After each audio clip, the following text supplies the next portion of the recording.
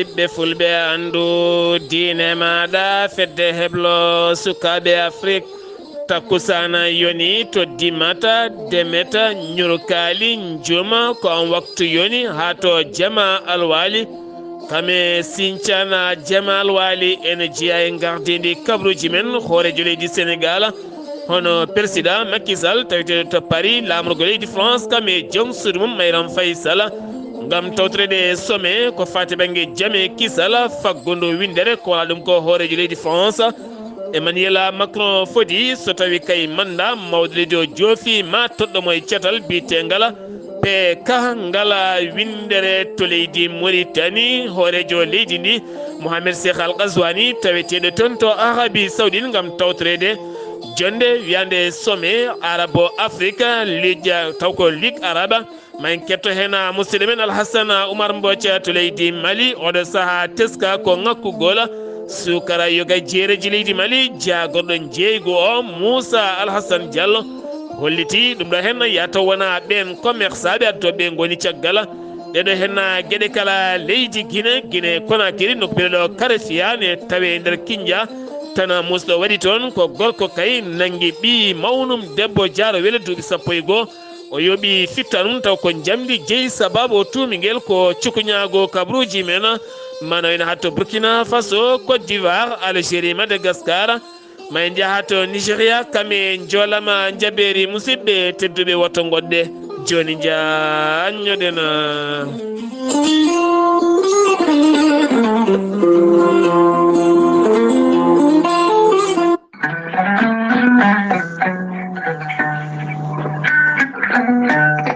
aadi bil aadi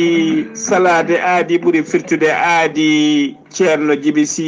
wi ko firtata aadi hakkude mum e hettiyankoɓe radio weltare ɓiɓɓe fulɓe andu diine maɗa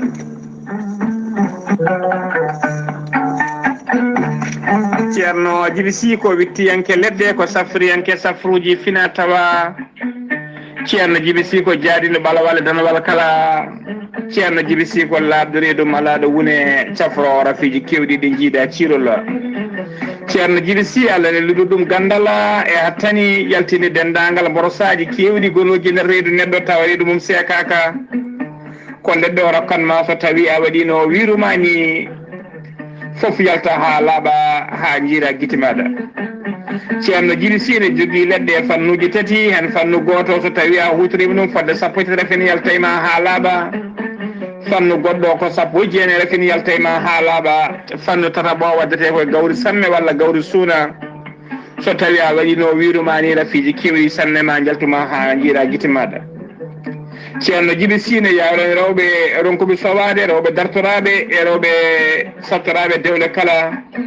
ceerno Djiby Sy ne safra dendagal rafiji gorago kala e on fannu kadi omo jogui muuɗo hirda ceerno Djiby Sy so yenanama ka miskino a safruma ha mbiya wen tawa hay mbuuɗa yoɓani so wona gondude rafiji ɗiɗi mo seydineji bahliti hoore mum ha haɓɓa walla on janowo ɓorgal ceerno Djiby Sy ko laaɓaɗo listihara ko bawɗo listihara sa hannimo indema inde nene ma o haala ko wone ɓerde ma ha cikka ko hen hoɗi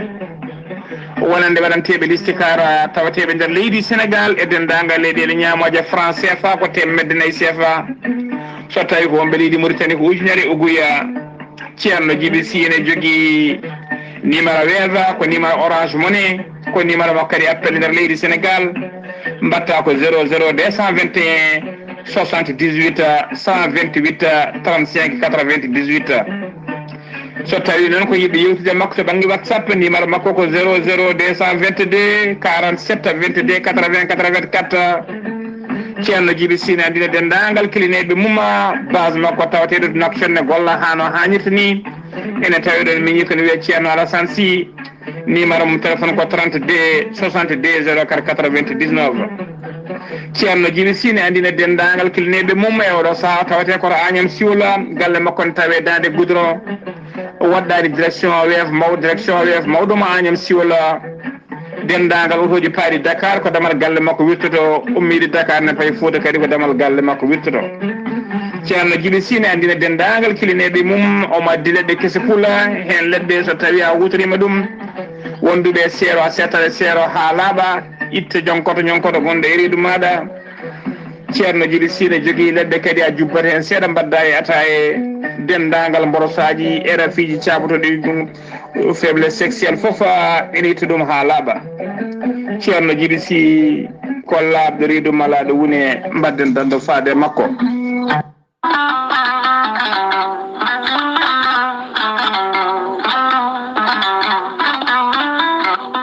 musidɓe tedduɓe bandiraɓe sehilaɓe taweteɓe jokli windere kawisaji mawɗi kiɗo hen lekki mbiteki gorel teyya e dow meɗen hewɓe yaroɓe gorel te cettima ɗum dañi hen afiyaji mawɗi hay wone ñabbuji goɗɗi ɗi jangtono kay gorel teyya ɓe kolliti ɓe mbi alhamdulillah ɓen joguiɓe dogam cité ko wayno yaroɓe woni ñabbuji goɗɗi kala ɓe kolliti oɗo saaha kamɓe kala ɓe puɗɗima yitude hen koye mabɓe gorel te ko haako moƴƴo ko ala rewam ala effet ala haydara a wulnan ndiyam ma ha wula mbaɗa hen ko jamireɗa aɗa yara aɗa yiito cellal ɓandu maɗa an joguiɗo AVC jogui cardiaque ƴiƴam dogata e ɗaɗi ɓandu muma neɗɗo tuƴiɗo ɓandu mum sooru donkuɗo yaade juma e jama jokkoyde endam jokkodire gorel te joni joni mbiya alhamdulillah an lelotoɗo ha jamma jenga ɓandu jaaɗa sa ummima donka tinde ɓandu maɗa ngam ƴiƴam wasde dogde ɗaɗi maɗa jokkodire gorel te joni joni keptina hoore maɗa sa yeehi to site mabɓe internet a waɗi www.gorelte.com ma jangan hoore maɗa kala ko jangta e gorel te sa yiɗi jokkodirde tonggode gorel te so tawi gonɗa koto kiidira jokkodirta koye galle ceerno Habous Diallo 77 554 75 54 so tawi gonɗa koto guuriki jokkodirta koye sohna Deni Ba mbatta ko 77 571 33 10 so tawi koto Bonji Salamata Ba 77 695 43 01 so tawi gonɗa koto Mboura Saydou Ndawa mbatta ko 77 388 21 88 so tawi gonɗa koto leydi France jokkodirta koye Harouna Gayda 06 50 99 64 43 so tawi koto États-Unis d'Amérique gonɗa plus 1 34 77 01 56 77 nototoma ko Abouso Kawral Fouta Business. Kettode kaburuji mon e ɗemngal pulaar Afrique, Asie, Europe, Amérique, Moyen-Orient, Océanie. Jam nyalle mon musidɓe tedduɓe mawnde sappo jolal hitande ujune ɗiɗi e nogase tati yonti kumpital men ɗemngal pulaar ɗo yeeso haalirde he ko musidɗo mon guiɗo mon sehil mon Sar Abdullahi Saar to karallagal Weltare TV ko musidɗo mon Saydou Abouba no mbiruno ɗen e gardidi kabruji men leydi Sénégal horejo leydi Sénégal hono président Macky Sall kame joom suudu mum sohna Mariam Faye Sall ngiwi hankoto Dakar ngam yaɓande toon to Paris lamorgo leydi France nden jonde wattore taw kadi ko jonde jeegoɓire from ko fate banggue jaam e kisala kadi koye faggudu taw kadi ganduɗa ko financement ji e nder windere nde kala on hoorejo leydi France woni président Emmanuel Macron holliti weltare mum mawde no fewi nder discours mum faade mawde leydi Sénégal hono président Macky Sall ɗon ɗo ƴetti pellital ngam wiide ɗum ƴamata lawol tataɓol taw kay manda holliti oɗo hen manda kay so gasi gayni e laamu leydi ndi ha laaɓi kanko on hoorejo leydi France o holliti hen weltare pellital e cuusal ngal mawde leydi Sénégal ƴetti e addude potal e nder Afrique ko wiyete démocratie e nder Afrique addi ɗum ha timmina fewi o fodi so tawi kay manda mawde ndi joofi mawo toɗɗo ɗum e ngal cetal ngal ɓe iniri KP taw ko cetal daringal haɓade ko fate banggue yooro waylo e nder windere nde kala keddoɗen koye leydi Sénégal yaadu jaam seppo tugganma liberté 6 ɓen winoɓe ma ceppu kay taw ganduɗa ko hollirdeɓe mette mabɓe no fewi e wideɓe ɗaccita ɓen dumbaɓe e nder cuuɗi dumbirɗi tawiteɗi e nder leydi ndi Sénégal taw kadi ɓe kolliti ɓe nangira ko dawru gola ɗum wonno fandare mabɓe préfet de Dakar haɗi goɗon seppo kono ɓe kolliti ñande 17 nduɗo hen lewru koɓe seppoɓe nder leydi ndi kala ngam wiide ɓe nangaɓe ene gudda e cuuɗi de neɓɓiɗi Sénégal nde jomin ɗaccete ha laaɓa wi lopsoɓe kolliti jagorɗo ñawoje gendi leydi Sénégal woni Aissata Tall Sall joɗodima yoga e ɓen procureur uji taw kadi ganduɗa koye nder leydi ndi kene fota wonde nogas e ɗiɗo procureur e nder leydi ndi kala dañi joɗodade ɓen nden jonde noon ko gila tan wo toɗɗa ngam ɓattodirde ɓen ko fate banggue yoga e toɓɓe ñawoje gendi leydi ndi commissariat muɗum kala beele kadi gueɗe mum kala ene ɓuura hewnede lawol kono kadi jaydel kewɗi gandani koɓe jewtidi ngam hollirede jonde nde ko jonde a secrétaire keddorɗen koye leydi Sénégal collectif taw ko interministériel ɓenne kadi rendinɓe kene tolno e 17 ministériel taw koye liggotoɓe e muɗum kolliti kañumenne koko mbaɗata diɗɗal ngam weynude tekke boɗeji hollirde metti mumen ñande nogas e tati nduɗo hen lewru novembre kene tolno 96 waktu ngam hollirdeɓe so tawi ala ko gasi 30 nduɗo hen lewru koɓe seppoɓe ha go lewru décembre ɗum noon ko hollirdeɓe mette mabɓe ko fati e banggue yiddeɓe kay ko primaji mabɓe e ndemdeteji mabɓe ha yurnitade jebdi mabɓe kala so ala ko gasi koɓe natanoɓe ɗiɗon fannuji gartaten koye cellal ɓalli ko fade banggue rafi diabet oɗo saaha koko ɓeydi e nder leydi ndi ha tenti noon to banggue sukaɓe tokosɓe tene ganduɗa ɓesgu leydi Sénégal ɓuuri ɓesnirde ko hakkude duuɓi 17 19 taw kadi ganduɗa diabet mo tibde hande o ɓuuri hewde yoga e sukaɓe nden jonde joɗide ngam yurnitade ɗen caɗele Maymouna Ndour Mbaye holliti hen wona oɗo saaha mo gonɗen ɓuuri teskede ko sukaɓe e nder oɗon ñaw ɗum noon ko hunde jarde accude hakkille no fewi ha tenti oɗo saaha kene tolno e ujunere e temedde tati e capanɗe jeeɗiɗo e joyi suka gonduɗo hen ene ƴettana en charge ngam wawde safrede taw kadi jomum hay mbuɗo yoɓɓani jangde ɗin sanɗaji taw koye duuɗe towɗe ko wiyete université UCAD woni université Cheikh Anta Diop mo ganduɗa ko guddunoɗe demuɗe mum guila e fitinaji bannoɗi ha wonande université o yegen dañi duppede guila nden noon koye kaya mbeya ɓen janggoɓe yimnodeɓe kay ko université yiɗi ne guddita ko fate banggue conseil ardiɓe ko fate banggue jangde université o ɓe joɗima battu mabɓe ɓe kolliti ko 30 nduɗo hen lewru ɓe gudditta beele ɗin étudiaji mbawa jokkidde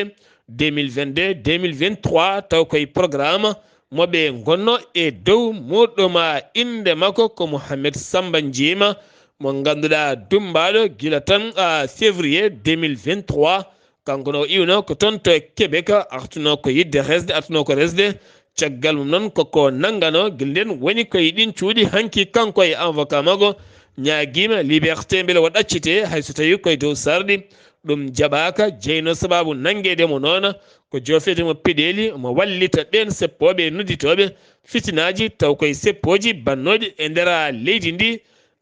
Sénégal keddoɗen koye ɗin fannoji ɓen seppunoɓe seppongo yamiraka toon to Kaolaka lewna caggal nde duppa toon ɓandu on gorkati maynoɗo wira to guenale lewna caggal ɓandu mum ubbita duppa ɓen yuɓɓinnoɓe gon seppongo alda yemi hoore to hen nangganoɓe jeeyo hanki darima yeeso tribunal mo Kaolaka taƴanama lebbi tati e kaso taw kadi goto mabɓe kala ene yoɓa amende ujunnaje 5 mboɗo trafic drogue kiloji tati tawa e makko Ismaïla Gueye ndeke andano yummume hoore mum ene waɗa trafic drogue kanko no iwi toon to leydi Gambie ko chauffeur yiita koye joɗorde makko 3 kilo woni ko yiita en taw ko cocaïne mo hinde cannabis ko wala ɗum konon ndeɓe nayimo haw yetti to galle mabɓe toon to Grand Médina toon kadi tawa toon yumma ko Taifa Diallo taw yimne tawa toon ne jogui ken wona 12 korwel ndeke woni hen koye on fannu ne gollodiray debbo goɗɗo biyeteɗo Khadijatou Diallo onne kadi ne gollodira e goɗɗo nigérianajo taweteɗo toon to Kaolaka kamɓe kala ɓe mbiyama teeɓa jagorɗo gueɗe nder leydi kame jaccingol laamu woni maître Sidiki Kaba hanki tawama tonto Thiès ɗum ko joƴƴindemo e jodorde gouverneur keso toɗɗaɗo woni Oumar Mamadou Balde on woni ɗo saha gouverneur keso toɗɗaɗo taw toɗɗa ko tonto Thiès o lomti ko Aliou Badara Mbengue mo ganduɗa ko kañum wonno ɗon kanko gouverneur keso toɗɗaɗo o erima opérateur uji économique en ha tenteɓe liggotoɓe site uji golle kalde mbawata gollinde sukaɓe beele kadi natta mayoyde laaɗe siftinde moon région de Thiès oɗo saaha ene heewi kay sukaɓe iwoɓe toon to Bargné e ko nandi hen kala gam fiyade maaje yaade maaje kaɗɗe faade toon to Espagne to Bargné ha hande kay woni toon ko cunale mawɗe no feewi caggal ko corte kala ñalawma ɓen ƴettoɓe ɗon laaɗe gam faade toon to leydi Mauritanie ndewa ɗon paya ha toon to Espagne sengi wi to leydi Sénégal jeheten ko toon to mboto tawin toon musidɗo men Amadou Ishaqa Kébé juuroɗen mo duwonɗen dendagal maaɓe julɓe kala duwonɗen ɓesgu makko kala nde jomiraɗo ɓeydata yuhmede makko kanko e dendagal maaɓe julɓe kala to Mauritanie Nouakchott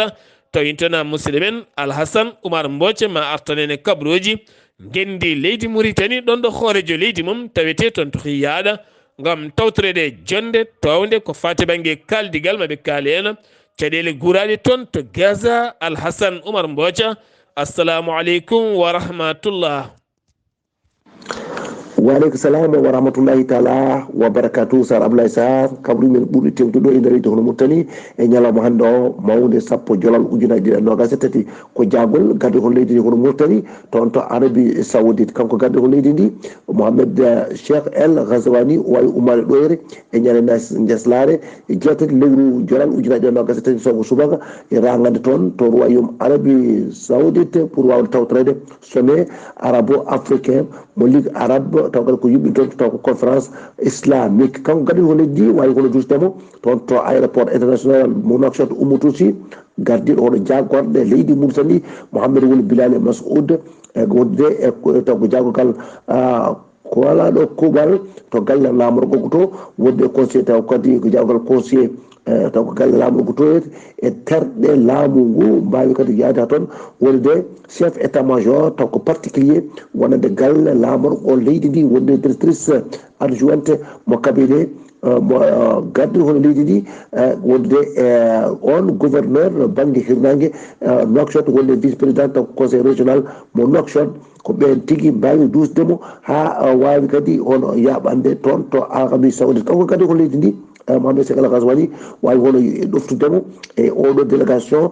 kewɗo no fewi ene jaaki hen joom suudu makko Myriam Mitouda taw ko premiére hono dame wawi yabde e makko e wonande kadi Moukhtar Wul Ndiaye ko jagogal hono toppitiɗo kadi ko fati oɗo cabinet galle toon to lamorɗo to e wonde hono madame Coumba Ba jagogal hono conseillère à la présidence taw kadi ko taw de la république Mohamed Salem Wulmi Zoug ko jagogal ko fati gueɗe caggal leydi hani e ɓen Mauritanaɓe wonɓe hono caggal leydi e Selmou Wul Mohamed Badi ko jagogal hono koppereje wondude e nani Wul Chourouga ko jagogal hono pétrole et énergie haade e mine kanko kadi jogui kono jogui konngol ono laamu ngu Mohammeden El Eboud kadi ko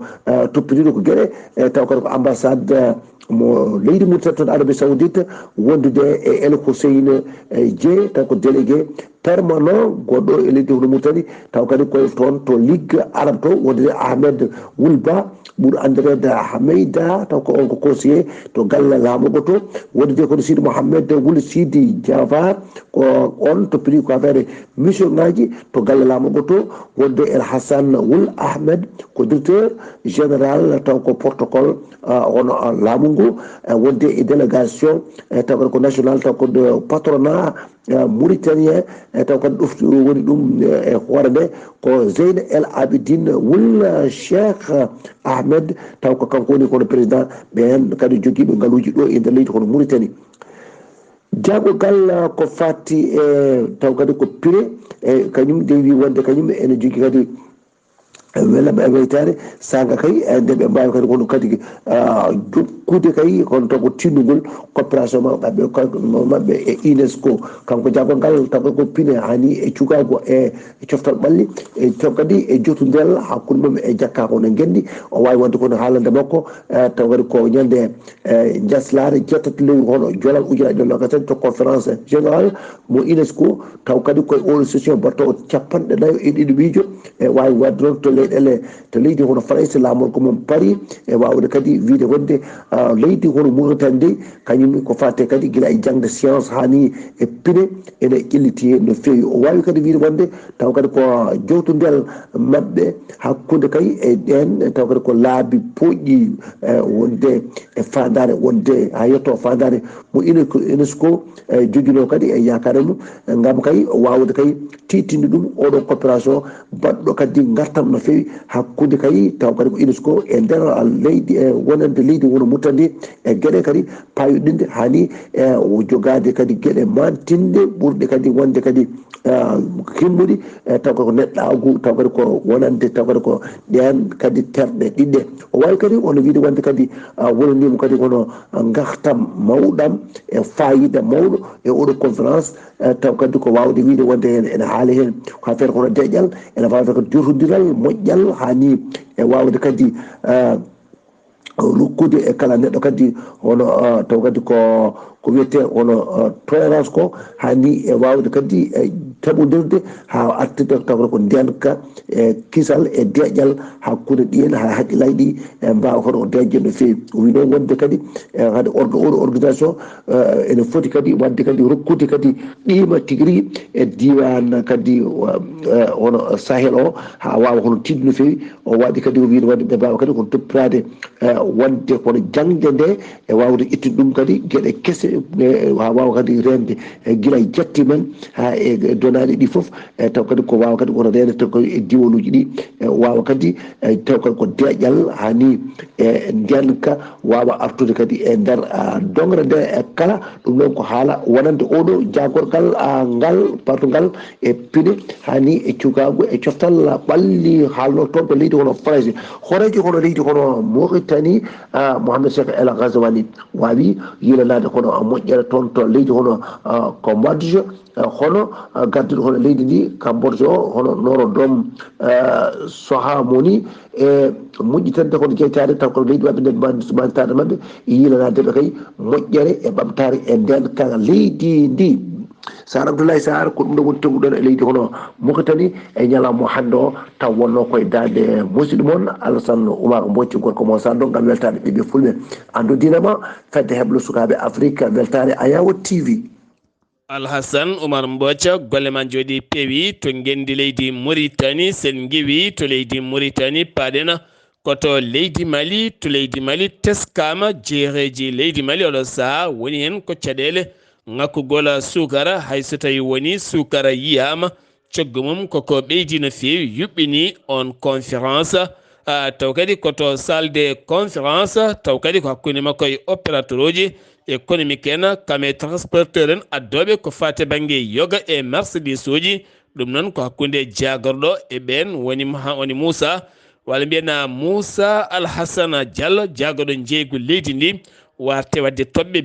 gila tan hitande fuɗɗi guila e sukaraji naɗɗi ɗi ha tenti kadi ko fate banggue gueɗe moftade taw kadi koye tonuji sukara ɗon ɗo laamu ngu sali sukara koko ngakki gam hollidemo wonande ko ɓen kay hettuɓe ɗin fannuji taw koto banggue opérateur uji économique en yidde fandare ko ɓeydude prix tan nattine hen ɗeɗo henna gueɗe kono kadi wo hollitiɗe gueɗe kala ma deftine lawol ko ɓuuri yawde e yaccade lawol gawo en second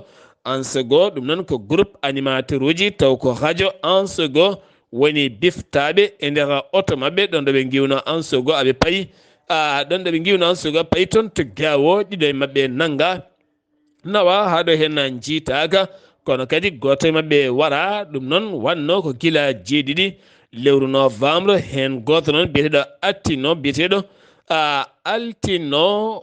altino kañum woni koto radio Al Afia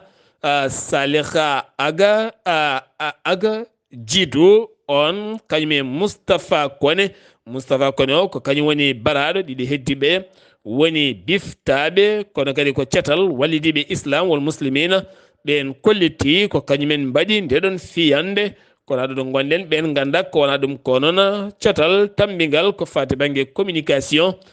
leydi Mali holliti ɗeɗo ene gueɗe ko gueɗe cofɗe no fewi kono erima nde ɓe ɗaccitte ko ɓuuri yawde brigade de la police taw kadi ko brigade mo mbiyata OCS daraniɓe haɓade brigade antidrogue ɓe mbawi teɓade to legal bittengal sona bogone tawe nder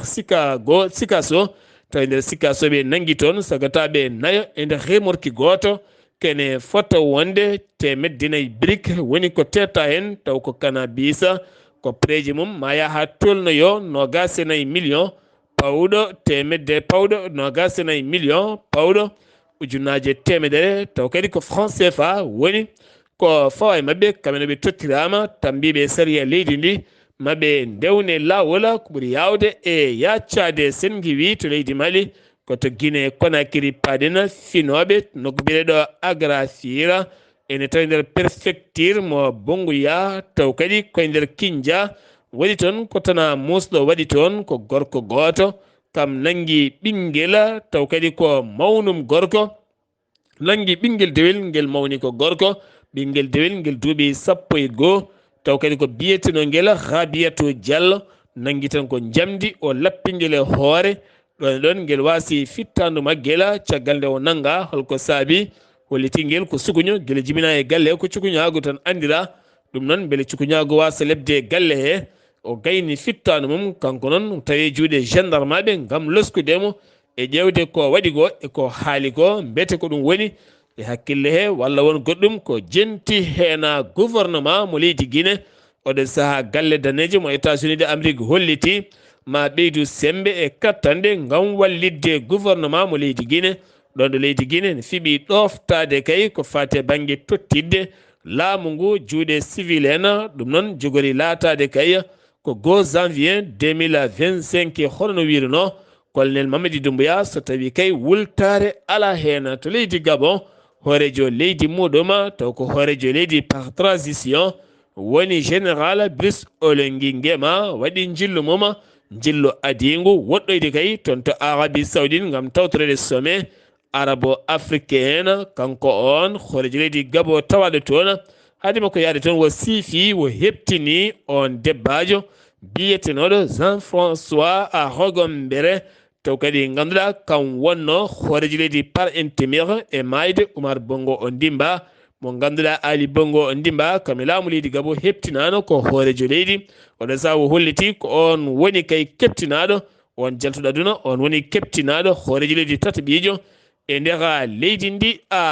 Gabbo to Burkina Faso jagorɗo affaire étrangére mo leydi ndi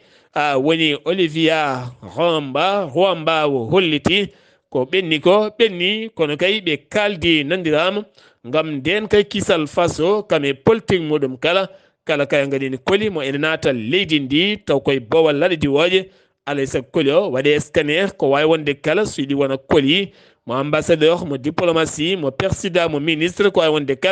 kala koli bawɗo nadde ko ma yiile ɗum noon ma heptine koli o ko woni ko yahata gam teskede seɓɓitiɓe tawi teɓe leydi ndi won financement ji walla on gueɗe goɗɗe ene tawtoya jomumen beele nden kay kisal ne ɓeydo e nder leydi ndi to Côte d'Ivoire CAN 2023 Côte d'Ivoire woni tan koye keɓugal kono kadi jeygu ɗin biyeji andama ko 1 novembre ñalawma janggo fuɗɗoto kono ko par en ligne ngol woni go e nder histoire fuut koye ngel e nder Afrique mo ganduɗa jogori fuɗɗade 3 janvier ha fayenma 1 février e nder hitande 2024 to Côte d'Ivoire keddotoɗen hakkude Charles Blé Goudé kame bammuma Laurent Gbagbo mo wiyata bamma koye kala saaha kiraɗe ceerti ɗum ko yaadiɓe kojeba kame yaadiɓe Laurent Gbagbo e holliti maɓe mbat konngore mawɗo no fewi taw nde mitina 24 novembre kamɓe ɓe jurnito parti mabɓe o hol fandare e ɓamtare muɗum taw seŋaki e hay goto Algérie Abdelmadjid Taboun kame gouvernement mum ɓe kolliti ɓe porti plainte Israël to yeeso cour pénal international ɗum ko caggal nde wonande israila hutori piyande ɓutte no feewi ngam elminde pittali kewɗi toon to gaza ha ganduɗa kene tolno 1 fittandu heddima hen ujunnaje nayo e temedde nayyi e sappo e ɗiɗo ko sukaɓe ujunnaje ɗiɗo temedde jeenayyi e sappo e jeetato ko hewɓe toon to gaza ɓe kolliti hen ngol pertugal plante fandare mabɓe ko israil nde wawata ñawede ngal ɗo baɗal bongal ngal waɗi to Madagascar hoorejo suudu sarɗeji leydi ndi yeddi ha mimi leydi yogay konguɗi lundiyankoɓe ɗi jaltini moɓodire baɗɗe to Antananarivo ɗum noon ko wideɓe kay wonande on gardiɗo suudu sarɗejo fandare muma ko yidde dirtinde sumgoji tijjaɗi 16 lewru novembre 2023 ɗo hen ɗoɓe goni e campagne on holliti ɗum ala kala ko woodi hen haydara ala kala ko woodi hen to nigéria najo goto kam wiya teb to leydi Libi on suka gorko naggaɗo to Tripoli ɗon e ferme goto mo liggotono wonduno ko joom suudu muɗuma walla taw ko sehil mum debbo ɓinguel ngel ɓe jibini ko ɓooyani o nanggui tan ko biberon o wakali o watti hen posene yarni ngel ne fetto ha mawi ubbi ngel e nder oɗon jardin ɗo liggotono caggal mum noon nde loskoji mbaɗa wiya teb o saaha loskoji ene jokki e makko ngam andede ngal baɗal bongal ngal o waɗi paaɗen koto huwayuma Arabie Saoudite jonde joɗima toon taw ko sommet wonande arabo africaine ligue islamique windere ɗum noon Arabie Saoudite siifi ciifande nandire 14 siifande ne hen 12 leydi e nder leyɗele Afrique ngam wallide jomumen to banggue financement ji kene tolno e milliard uji ɗiɗi koppareje riyada taw kadi koppareje dinar koppareje taw kadi ko dirham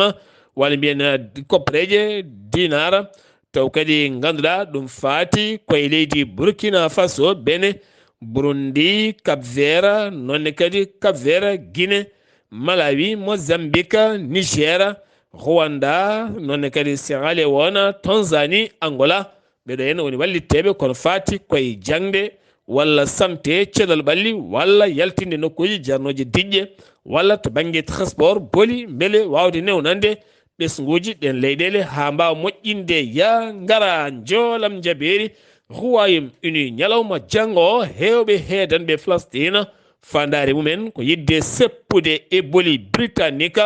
ngam hollirde mette mumen ko waɗete toon to Israila ko wona hunde moƴƴude no feewi jagorɗo gueɗe nder leydi kamɓe jaccingol laamu mo leydi Royaume Uni holliti haaɗi hen tan ko araray mo gendi Palestine weynede booli gendi muma kono kadi holliti ɗum so tawi weeyi wayi kono wallidde Gaza walla Hamasa taw kadi ko ɓeɗe ɓe inniri seɓɓitiɓe taweteɓe toona Indonésie kañum suuɗaki e leggal mogginaki e kuɗel ɗum ko caggal moɓodiral manggal no feewi ha waɗi ɓitto to Jakarta taw kamɓe kala ɓe mbeyni ko darapoji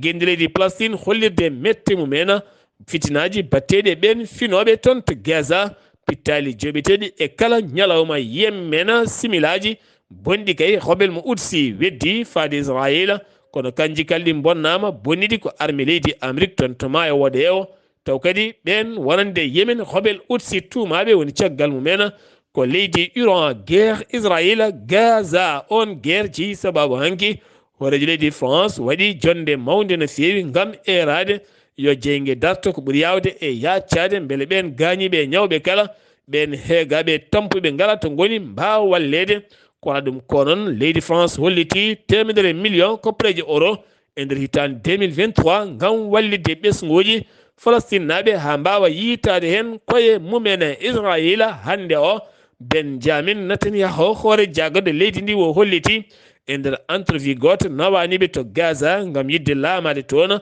walla yidde wadde toon gouvernement mabɓe nayiɓe toon tan ko derguidde Hamasa soɓe gayni koɓe yaltoɓe leydi a janande musidɓe tedduɓe ɗum ɗo hen wonno komin gaddanno moon kabaruji moon kikiɗe hande o ɗo yesso haalirde he ko musidɗo moon guiɗo moon sehil moon Sar Abdullahi Saar ñalawma janggo ma ketto musidɗo moon haali Abouba ketki malaki jaam yo jaam Allah hiranena